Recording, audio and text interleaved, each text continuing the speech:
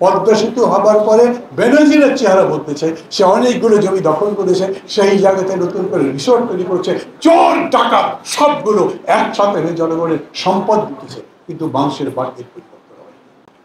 শেখ হাসিনা সরকার কি বলতেন? উন্নয়নের রাজনীতি চাই। আমি বাংলাদেশকে যে উন্নয়ন দিয়েছি সেই উন্নয়ন আর কেউ দিতে পারেনি। আমি বাংলাদেশকে নতুন পথের সন্ধান দিয়েছি। বলতো আওয়ামী লীগের রাজনীতি কি? উন্নয়নের রাজনীতি। এবং সেই উন্নয়নের নামে এক পদ্মা সেতু বানাতে গিয়ে কত বছরের পর বছর ধরে প্রোপাগান্ডা করা হয়েছে যে বিশ্বের ইতিহাসে আমরা একটা নতুন ধরনের জিনিস তৈরি করেছি। আমরা তখনও বলেছিলাম পদ্মা সেতু, পদ্মা নদীর দৈর্ঘ্য, তার মধ্যে সেতু নির্মাণ করতে কত জায়গা লাগে? লম্বায় পদ্মা সেতু কতখানি? 6 কিলোমিটার।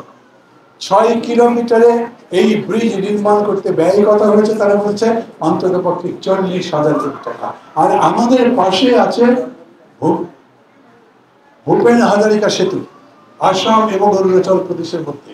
নদীর দৈর্ঘ্য হচ্ছে 9.15 কিলোমিটার। সেটা তারা করেছে 1186 কোটি ভারতীয় মুদ্রা দিয়ে, ইউরোপীয় রুপি দিয়ে 1186 কোটি। আর এটা 40,000 কোটি টাকা।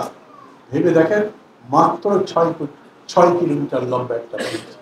তো বাকিগুলো কি লুট করেছে। এখন এই পদ্মা সেতু দিয়ে আপনারা কত দেখছেন যে এই দক্ষিণবঙ্গের বিরাট উন্নতি হচ্ছে।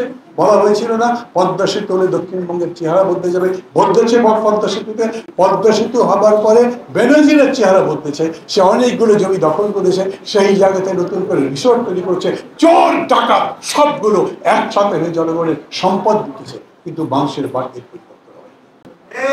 এখন আমরা বলছি যদি এইরকম শাসক না থাকতো, শাসক যদি এমন হতো যে সত্যি সত্যি জনগণের কল্যাণ করতে চায়, তাহলে তার পক্ষে কল্যাণ করা সম্ভব হতো। কতগুলো একদম জলজান্ত উদাহরণ আছে আমাদের। যে বলা হচ্ছে একটা বিরাট আমরা পানি বিদ্যুৎ প্রকল্প করছি, যেটা রূপসাতে, সেই জায়গায় রূপসারের মাধ্যমে যেটা পদ্মার উপরে করা হচ্ছে, বলা হচ্ছে পানি বিদ্যুতের কাজ করছি আমরা।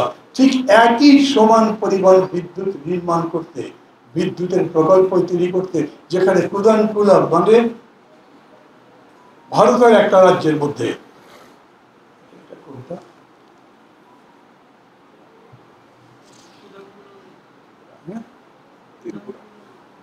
আমি রাজ্যের নামটা বলবো, আপনার চিকিৎসা করবার জন্য যান, যেটা মাদ্রাস, চেন্নাই যার রাজধানী, সেই প্রদেশ একটা প্রজেক্ট বানিয়েছে, সেটা তো খরচ হয়েছে তাদের 33 কোটি। আর আমাদের এখানে এই প্রজেক্টের ব্যয় ধরা হয়েছে 13,000 কোটি, 13 লক্ষ কোটি, 1,30,000 কোটি টাকা।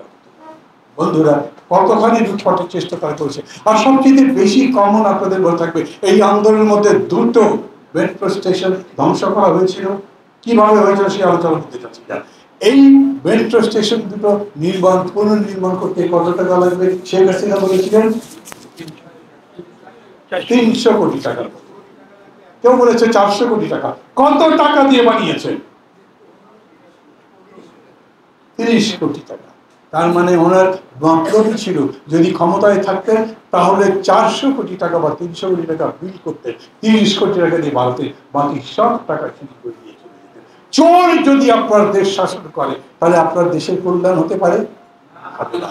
অতএব আমরা প্রথমেই বলছি, এই যে এত বড় লড়াই, সবাই যখন বলছেন এই লড়াইয়ে যারা যারা আত্মত্যাগ করেছেন, যে শহীদরা জীবন দিয়েছেন, সেই শহীদের আত্মত্যাগের মূল্য দিতে হবে যথার্থ, সেই শহীদদের স্বপ্ন বাস্তবায়ন করতে হবে। তখন আমরা বলছি সেই স্বপ্ন বাস্তবায়ন করতে পারে সেই রকম একটা সরকার যদি ক্ষমতায় যেতে পারে, তার অবস্থা